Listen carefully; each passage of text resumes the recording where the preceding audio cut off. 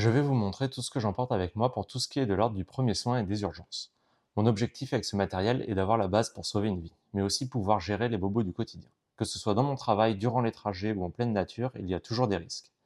Ici, on ne va pas passer par quatre chemins, il y a beaucoup de listes et de kits tout prêts, mais notre objectif est d'avoir des outils fiables et pertinents.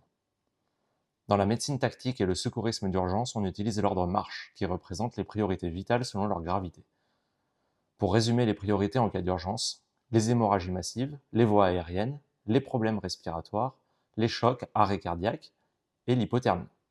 Chaque citoyen peut avoir un impact sur chacune de ces urgences et l'issue peut changer radicalement en fonction du matériel que vous avez, mais aussi de votre niveau de formation.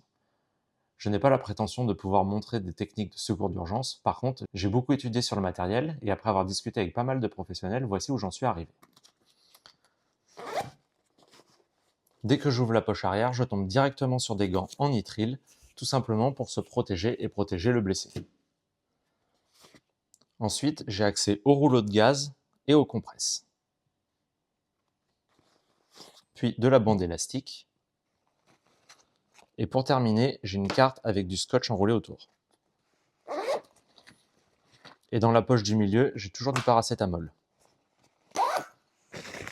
Donc avant de passer à la trousse de secours qui est au fond du sac, dans la poche du haut, j'ai directement accès à une lampe frontale et un garrot tourniquet. Vous l'aurez compris, ici, c'est pour traiter les urgences principales, donc les hémorragies. On passe à la trousse de premiers soins. Elle est rangée dans mon sac à dos. J'ai publié une vidéo dédiée sur le sac et son organisation. Donc c'est une trousse de soins basique que j'ai achetée sur Amazon il y a quelques années, et je l'ai complétée au fur et à mesure.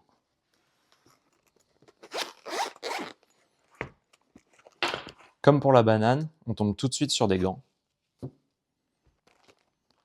de la bande de gaz dans un sac plastique,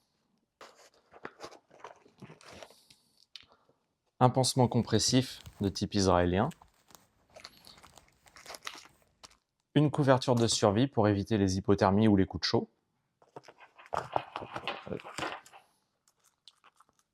plusieurs bouchons d'oreilles pour les protections auditives, 2 doses de sérum physiologique pour nettoyer les plaies mais aussi les yeux, des compresses, celles-ci je les garde stériles pour éviter le risque d'infection sur une blessure mineure, un sifflet pour alerter, il était dans le kit de secours de base, j'ai trouvé pertinent de l'y laisser, du sparadrap et du pansement liquide pour les petits bobos du quotidien, une pince à épiler, surtout pratique pour les échardes, des ciseaux, comme le sifflet il était présent dans le kit tout prêt, j'utilise pour couper des bouts de scotch et de la gaze pour faire des pansements, un marqueur, principalement utilisé pour le garrot, mais il me sert aussi au quotidien,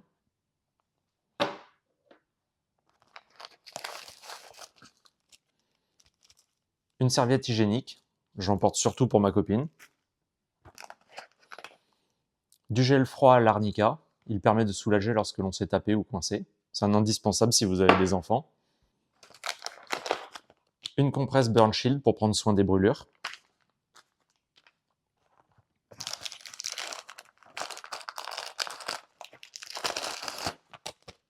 une grande compresse stérile, et dans la petite poche, des pansements et toutes sortes de petites lingettes pour désinfecter. Pour terminer, j'ai de l'adrénaline en auto-injectable, surtout lorsque je suis avec des personnes qui ont déjà fait des grosses réactions allergiques. Parmi tous ces éléments, on remarque que je peux traiter les principaux problèmes vus au début de la vidéo, comme les hémorragies.